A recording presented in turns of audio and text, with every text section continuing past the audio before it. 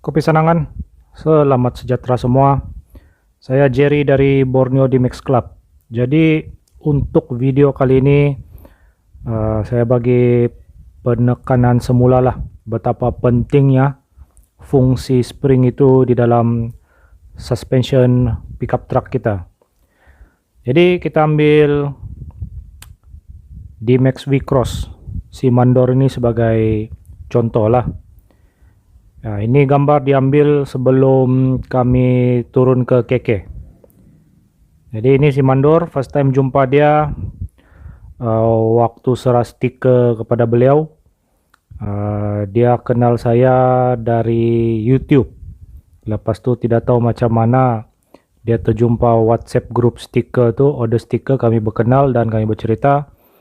Rupanya si mandor ini sudah 24 tahun berada di Sabah. Kehidupan dia sepanjang masa di Sabah ini memang di estate sajalah, di ladang-ladang sawit sekitar pantai timur dan pedalaman Sabah.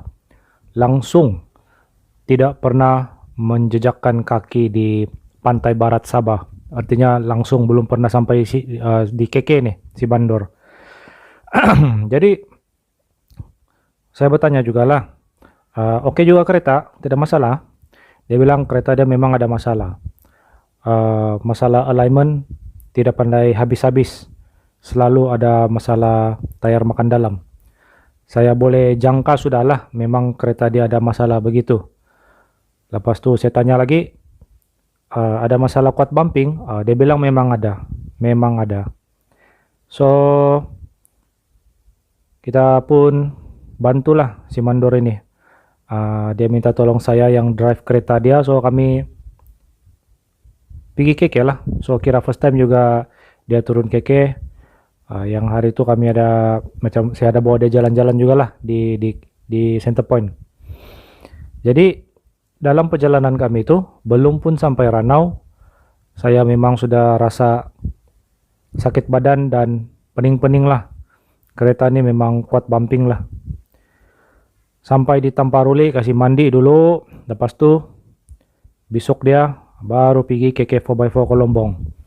Terus si Tauke start kasih keluar dia punya kungfu sudahlah. Ambil ukuran ini itu, bincang punya bincang, buat keputusan macam mana mau bikin ini kereta. Of course, memang ada melibatkan absorber monotube juga lah. Cuma kali ini kelainan dia di belakang kereta si mandor ini. Dia tidak gunakan add a lift lah. So sedikit sejarah pasal kereta si mandor. Waktu saya drive kereta ini pun saya tengok dia punya odometer pun sudah 350.000 km. Masih menggunakan suspension standard. Selalu berjalan di area Pekan Telupit sampailah di Sandakan untuk urusan pekerja-pekerjanya, angkat barang-barang runcit. So kereta ini memang kuat kerja lah, memang kuat kerja. Jadi itu suspension memang sudah kena guna kau-kaunya lah. Kalau kita tengok di bahagian belakang seperti dijangka, lip spring itu dalam keadaan muatan kosong begini pun memang sudah rata habis lah. Oke. Shackle ini pun memang kena tolak habis sudah ini, tiada mainan sudah, sebab lip spring ini sudah rata habis dalam keadaan muatan kosong. Kalau kita tengok dari sudut ini, boleh nampak lagi lah. Memang rata habis sudah, tiada mainan sudah. Dan seperti dijangka, bush itu pun memang sudah out lah, sudah rosak ini bush ini, perlu diganti juga. Untuk bahagian depan, si mandor ada guna spacer 1 inci sebab dia ada bulba. Ini pun kita tidak boleh blame si mandor juga lah, dia pun mana dia tahu waktu dia pasang bulba tuh. Orang itu pun pasangkan juga spacer begini kononnya untuk dapatkan ketinggian. Tapi untuk kawan-kawan yang sudah boleh ikut saya punya sharing itu, diorang tahu lah itu. Kalau kita maintain suspension standard, lepas tu kita pasang lagi spacer, lepas tu di depan ada bulba lagi, memang makin tidak menahan lah kaki depan itu. Oke. So untuk bahagian belakang dia punya pembetulan macam beginilah. Biasa saya buat sharing di grup. Untuk bahagian belakang leaf spring itu saya selalu bagi tahu kawan lapis dengan samitir add a leaf. Tapi untuk case si mandor ini, oleh karena dia selalu ada angkat muatan berat, barang-barang runcit pekerja dia semua tuh. So untuk improvement di bagian leaf spring itu, kali ini kita gunakan inilah, Tauke KK 4x4 tuh dia suggest gunakan inilah. Extra load spring 500 kg buatan Samitir, Twin Bull, SMM, memang untuk D-Max.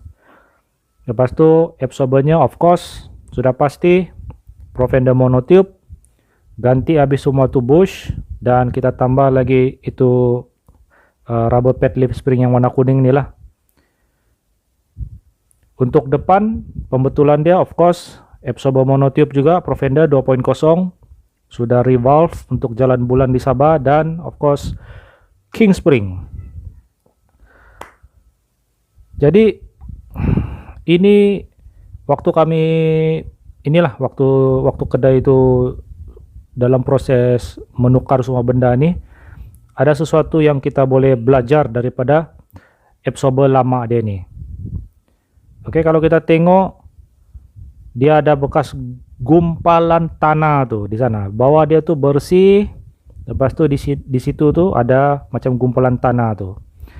Kenapa boleh terjadi begitu? Sebab dust cover yang saya tandakan dengan warna oranye itu dia sentiasa menutupi yang bahagian warna merah tuh. Jadi kotoran tanah tuh dia memang sudah lama terkumpul di sana lah. Jadi sejarah ini absorber ini kan dia memang sentiasa dalam keadaan ditekan. Sebab mana sudah tuh? Ini leaf spring tuh sudah dalam keadaan begini. Of course dia sentiasa dalam keadaan ditekan lah. Itulah pentingnya kita paham dalam sistem suspension kita ini, spring sebenarnya yang paling penting berbanding dengan absorber. Kalau kamu punya leaf spring sudah dalam keadaan begini, saya jamin kamu tukarlah absorber monotube kah, absorber apa-apa jenama, tidak kisahlah yang murah kah, yang mahal kah, kamu tidak akan rasa sangat juga berapa jauh dia punya perbezaan itu. Kalau leaf spring kamu sudah dalam keadaan begini. Kalau belakang sudah dalam keadaan begini, depan itu pun kita hampir pasti dia memang sudah sagging lah. So selalu bila kita cek kereta, leaf spring ialah tempat paling senang kita cek.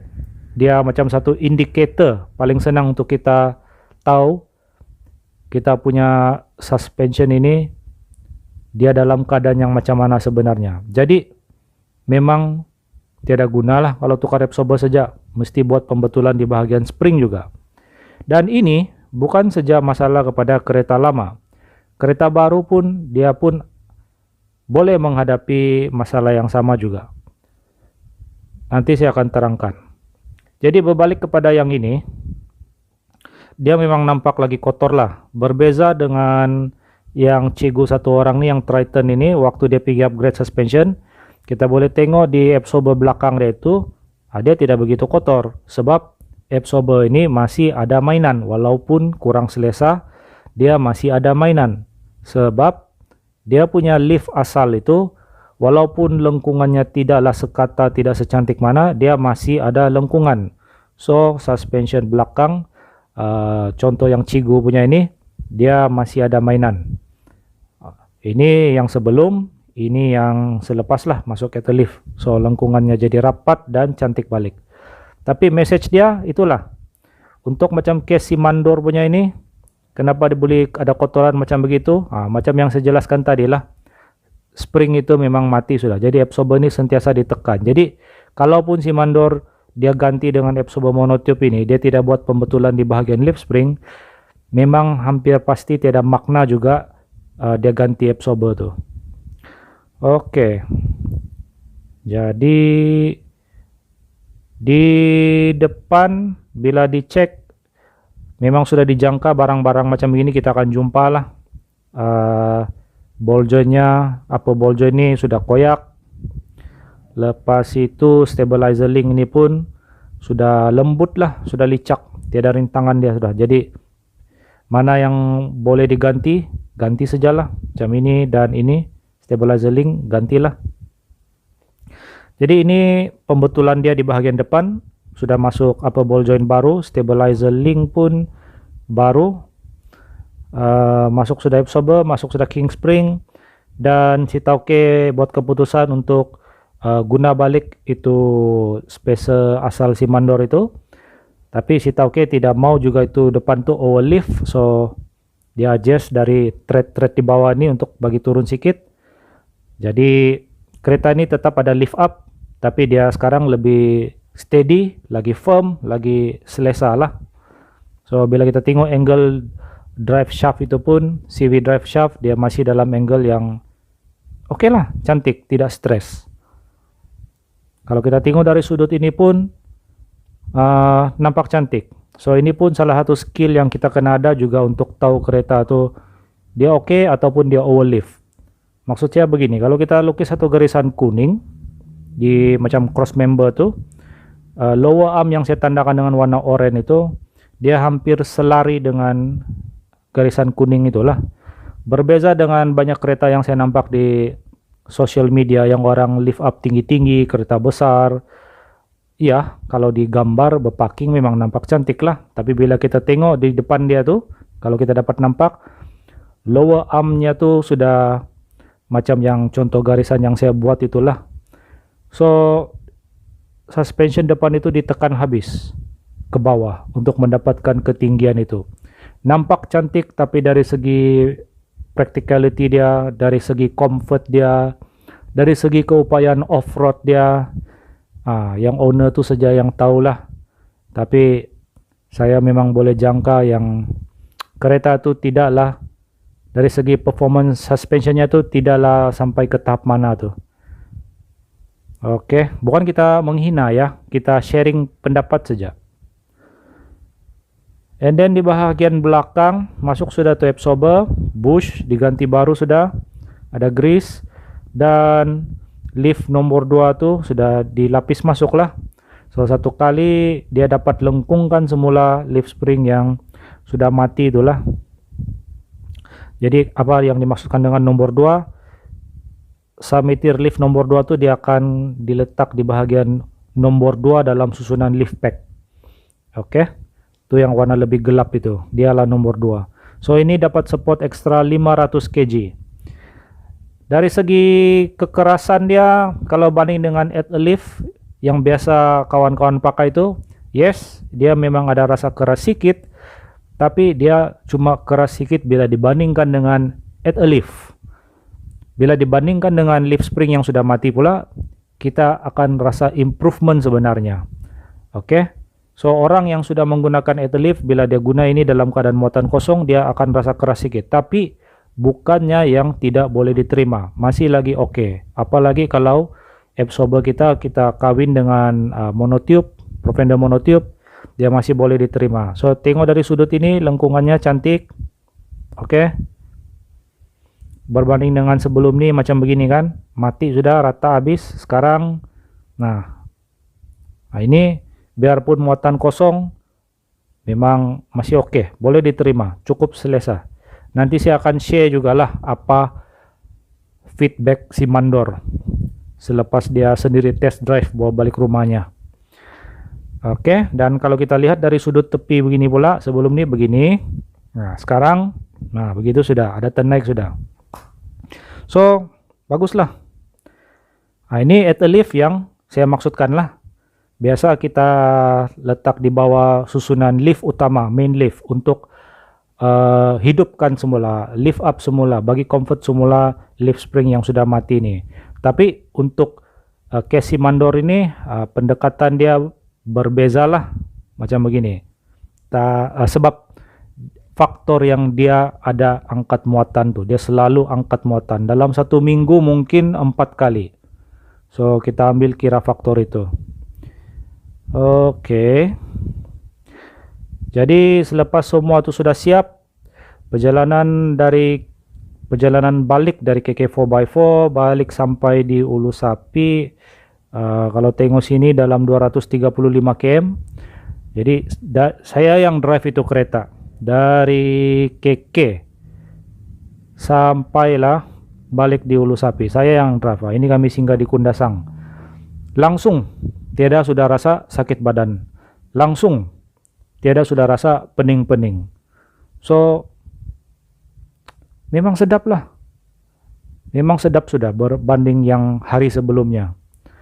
Kalau kita tengok dia punya stance pun, ini kereta memang nice. Memang nice. Itu nasi mandor tuh, baju merah tuh. Memang nice lah. Cuma itulah macam yang saya cakap tadi, dia punya hentakan nih ada rasa keras sedikit bila dibandingkan dengan Etelift waktu muatan kosong. So kita tunggu lagi nanti kalau si mandor ada bagi feedback yang kedua selepas dia mula penuhkan bucket dia ini dengan barang-barang runcit dia tuh. Oke. Jadi berbalik semula kepada cerita spring. Tadi si mandor bilang dia punya kereta ini tidak pandai habis masalah alignment tuh. Salah satu sebabnya disebabkan masalah macam beginilah. Oke, macam begini.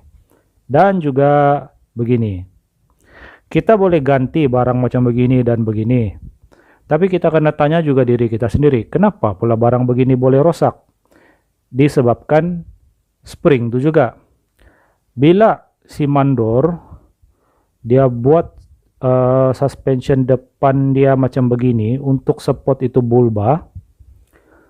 Jadi spring itu, coil spring itu dia tidak dapat menampung itu berat. So dia punya oscillation, naik dan turun, pergerakan naik dan turun itu terlalu mengejut, terlalu besar, terlalu kerap. Jadi duluan yang akan menerima kesan sampingan itu ialah absorber. Absorber itu akan overheat. Dia punya minyak lagi cepat hitam. So jangka hayat absorber itu memang jadi pendek. Dan kalau kita beli absorber, kita ganti dengan absorber baru pun, kita tidak ganti coil spring. Absorber sejak baru, coil spring masih lama. Absorber baru itu pun akan jadi pendek umur disebabkan oleh coil spring yang sudah memang tidak mampu menampung itulah. Jadi first masalah dari coil spring, dia akan berpindah kepada absorber. Lepas itu masalah itu akan berpindah ke inilah macam ball joint, stabilizer link, mungkin yang ini stabilizer bar bush, itu kau punya ambush, lower ball joint.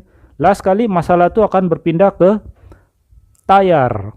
Jadi itulah kenapa masalah alignment itu tidak pandai selesai. Sebab bila kita coba trace balik, kita backtrack balik, masalah ini sebenarnya datang dari mana? Dia masalah yang berpunca daripada coil spring itu. Jadi ini bukan hanya betul untuk case D-Max ataupun pickup truck yang ada bulba tapi masih guna suspension standard. Ini sebenarnya betul untuk hampir semua case pickup truck yang kita nampak di atas jalan sekarang.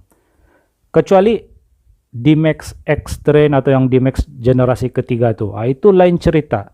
Itu ada penyakit dia yang tersendiri itu kita simpan untuk topik lain kali. Tapi untuk kebanyakan pickup truck, terutamanya D-Max generasi 2, D-Max generasi 1, ataupun mana-mana kereta lain lah yang saya nampak ada orang komplain di social media.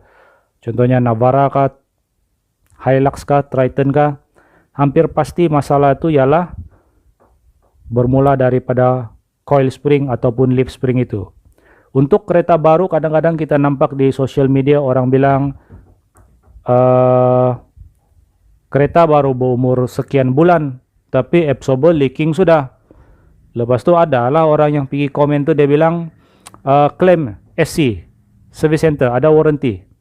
Tapi tidak ada satu pun orang yang cakap ataupun dia tanya kepada owner tu, macam mana cara kamu guna kamu punya kereta tu? Macam mana keadaan bentuk muka bumi, permukaan jalan kamu tu? Adakah kamu selalu angkat muatan berat? Begitu contohnya. So, sepatutnya kita kena coba find out kenapa masalah itu mungkin boleh terjadi. Bukannya kita serta-merta blame absorber tu yang mungkin tidak bagus, dia leaking. Absorber tu kenapa boleh leaking, mesti ada sebab dia tu. Bukan kerana absorber tu punya quality tidak baik. Sebab kenapa pula kereta orang lain keluaran tahun yang sama, model yang sama, jenama yang sama, mungkin tidak masalah begitu. Kenapa kamu pula ada masalah begitu? So kamu kena lihat balik diri kamu sendiri, kamu kena kenali diri kamu sendiri, macam mana cara kamu guna tuh kereta, baru kamu boleh agak kenapa itu absorber boleh leaking. Dan kalau absorber itu leaking, walaupun absorber itu masih baru, itu juga salah satu petandanya kamu memang sudah perlu upgrade spring. Kamu punya coil spring, kamu punya leaf spring. Kalau coil spring hampir pasti cerita dia ganti yang lebih baik punyalah. Kalau leaf spring ada beberapa teknik. Sama ada ganti leaf pack baru atau main lapis-lapis dengan beberapa pilihan yang ada di pasaran inilah. Oke. Jadi itulah dia kenapa spring itu penting. Malah sebenarnya lebih penting daripada absorber tuh. Tapi orang kita memang sentiasa salah paham punyalah. Kalau saya cek balik saya punya 3 video pertama pasal sharing suspension ini di YouTube channel saya, yang paling mendapat sambutan sudah pasti video absorber itulah 16K. Yang video berkaitan dengan tayar dan rim itu 11K. Oke lah, kira banyak juga. Tapi yang paling penting itu, bila saya bercakap pasal spring itu dalam video paling first kali, ilmu suspension pickup truck. Di sana sebenarnya saya bercakap pasal spring. 6.1K saja. Selepas setahun video ini diletak dalam channel, dia cuma ada 6.1K punya view. Berbanding dengan absorber ini, 16K. Ada lagi satu video yang bila saya bercakap pasal ini, yang monotube ini, waktu dia first keluar, itulah paling banyak view dalam channel saya, 19K. Tapi kalau orang yang betul-betul bagi perhatian, di dalam kedua-dua video saya yang ini satu ini, absorber paling sedap untuk kita B40 ataupun yang inilah part 3 absorber. Kedua-dua video ini kalau saya tidak salah ingat, saya ada bagi penekanan semula betapa pentingnya spring itu. Sebelum kita mau cerita absorber, kita cerita dulu spring. Pastikan spring kamu oke dulu, baru kita cerita absorber. Tapi sampai sekarang masih lagi banyak orang yang belum terima message itulah. So harap-harap selepas ini perlahan-perlahan persepsi yang salah itu boleh diubah lah. Penat juga ini kalau kita balik-balik mau kasih ingat. Tapi kita paham juga ada orang ini biar kita present macam mana di social media pun diorang tidak paham juga itu. Contohnya macam si Mandor ini dengan dia punya background begitu kan, cuma seorang orang bilang pekerja ladang, maybe bukanlah celik IT sangat, English lagi maybe jangan lagi dapat ya cakap lah. Memang maybe English dia pun memang tidak seberapa tuh. So perlu jugalah kita buat video macam begini untuk bagi penerangan dan penekanan semula. Diharap membantulah. So sekali lagi saya tekankan, jangan kita balik-balik bilang absorber apa yang bagus, absorber ini oke kah, jenama itu oke kah. Sebelum kamu mau tanya apa absorber yang bagus, kalau kamu ini newbie, tanya dulu spring apa yang bagus sebelum saya mau tukar absorber. Oke? Spring mengatasi ataupun spring mendahului kepentingan absorber. Ingat itu. Untuk video yang akan datang, saya akan bercerita pasal ini pun penekanan semula juga lah. Sebenarnya sebelumnya sudah cerita. Saya akan beri penekanan semula kepada offset ataupun setup rim itu, terutamanya offset rim itu. Contohnya ini ketiga-tiga kawan ini yang dari KK4x4, orang upgrade suspension di sana. Ini kereta si Mandor.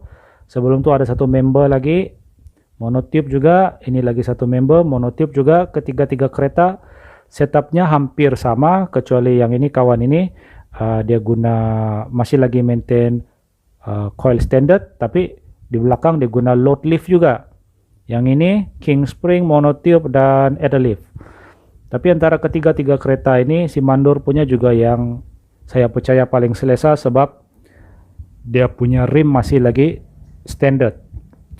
Kenapa bagus rim standard itu? Disebabkan offsetnya tuh, offset rim itu, dan juga dia punya lebar. Tapi yang main peranan paling besar ialah offset tuh. Jadi bila yang kawan ini pula dia sudah ubah offset macam begini, dan satu kawan ini pun offset yang macam begini, yang ada keluar-keluar sedikit, lepas itu lebar-lebar lagi.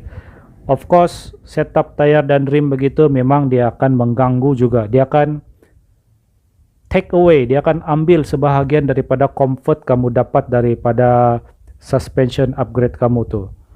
So, jangan sesekali memandang rendah peranan yang dimainkan oleh tayar dan rim juga dalam setup kita punya suspension. Itulah sebabnya dalam susunan video ini pertama ialah ini, ilmu suspension pickup truck itu bercakap pasal spring. Itulah yang pertama. Itu yang paling penting. Keduanya ialah part tayar dan rim. Pendapat saya itu juga yang kedua paling penting sebelum absorber. Absorber part ketiga, dia last baru kita cerita absorber. Spring dulu, tayar dan rim, lepas itu last kali baru absorber. Oke, semoga membantu. Semoga maklumat semua ini, info semua ini, perkongsian semua ini membantu. Kepada kawan-kawan yang sudah pandai itu, ajar-ajar juga lah orang yang belum pandai itu. Oke, sekian dan terima kasih. Ponsiko. Iya bos, sama-sama kasih bos. Saya yang patut terima kasih sama bos. Saya tahu bos perbezaan kesedapannya itulah bila saya pegang steering masuk kemarin itu. Seandainya jauh-jauh perjalanan itu semalam macam shock bawa macam mau panjang perjalanan saya itu. Memang shock bawa kereta kalau begitu memanglah sedap.